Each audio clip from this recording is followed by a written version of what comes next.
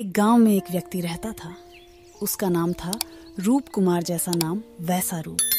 अक्ल में भी उसका मुकाबला कोई नहीं कर सकता था। एक दिन उसने घर के बाहर बड़े बड़े अक्षरों में लिखा, यहाँ अक्ल बिकती है। उसका घर बाजार जाने वाले रास्ते में था। हर आने जाने वाला वहां से जरूर गुजरता था। हर कोई बोर्ड देखता, हंसता और आगे बढ़ जाता। रूप कुमार को विश्वास था कि उसकी दुकान एक दिन जरूर चलेगी। एक दिन एक अमीर महाजन का बेटा वहां से गुजरा। दुकान देखकर उससे रहा नहीं गया। उसने अंदर जाकर रूप कुमार से पूछा, यहाँ कैसी अकल मिलती है और उसकी कीमत क्या है? उसने कहा, यह इस बात पर निर्भर करता है कि तुम इस पर कितना पैसा खर्च कर सकते हो। उस लड़के ने, जिसका नाम किशोर था, जेब से 1 रुपया निकालकर पूछा, इस रुपए के बदले कौन सी अकल मिलेगी और कितनी? रूप कुमार ने कहा, भाई 1 रुपए की अकल से तुम 1 लाख रुपया बचा सकते हो। किशोर ने 1 रुपया दे दिया। बदले में रूप कुमार ने एक कागज पर लिख कर दिया, जहां 2 लोग लड़ झगड़ रहे हों वहां खड़े रहना बेवकूफी है। किशोर घर पहुंचा और उसने अपने पिता को कागज दिखाया। कंजूस पिता ने कागज पढ़ा तो वह गुस्से से आग बबूला हो गया। किशोर को कोसते हुए वह पहुंचा अकल की दुकान।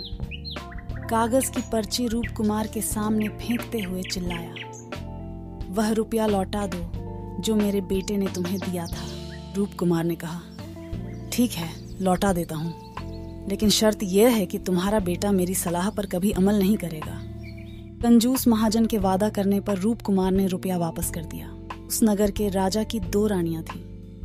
एक दिन राजा अपनी रानियों के साथ जौहरी बाजार से गुजरा। दोनों रानियों को हीरों का एक हार पसंद आ गया। दोनों ने सोचा, महल पहुंचकर अपनी दासी को भेजकर हार मंगवा लेंगी। संयोग से दोनों दासियां एक ही समय पर हार लेने पहुंची। बड़ी रानी की दासी बोली, मैं बड़ी रानी की सेवा करती हूँ, इसलिए हार में लेकर जाऊंगी। दूसरी बोली, पर राजा तो छोटी रानी को ज्यादा प्यार करते हैं, इसलिए हार पर मेरा हक है। किशोर उसी दुकान के पास खड़ा था।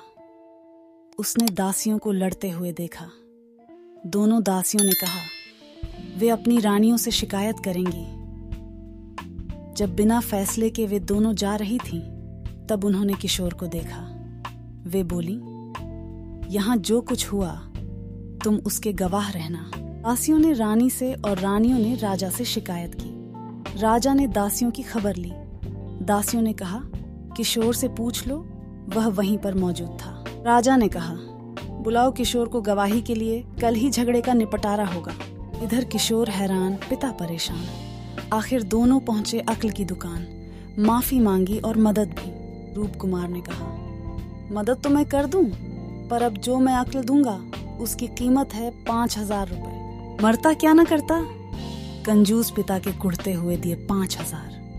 रूप कुमार ने अकल दी कि गवाही के समय किशोर पागलपन का नाटक करें और दासियों के विरुद्ध कुछ न कहे।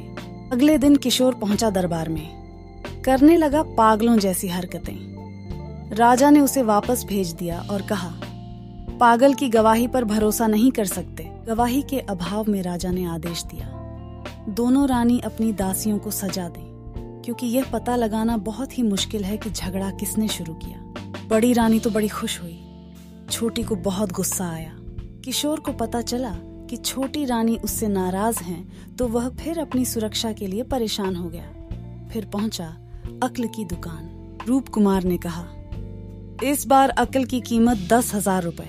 पैसे लेकर रूप कुमार बोला, एक ही रास्ता है, तुम वह हार खरीद कर छोटी रानी को उपहार में दे दो। किशोर सकते में आ गया। बोला, अरे ऐसा कैसे हो सकता है, उसकी कीमत तो 1 लाख रुपए है। रूप कुमार बोला, कहा था ना उस दिन जब तुम पहली बार आए थे कि 1 रुपए की अकल से तुम 1 लाख रुपए बचा सकते हो। लेकिन जब तुमने मेरी बात नहीं मानी, इधर किशोर को हार खरीद कर भेंट करना पड़ा, उधर अकल की दुकान चल निकली। कंजूस महाजन सिर पीट कर रह गया।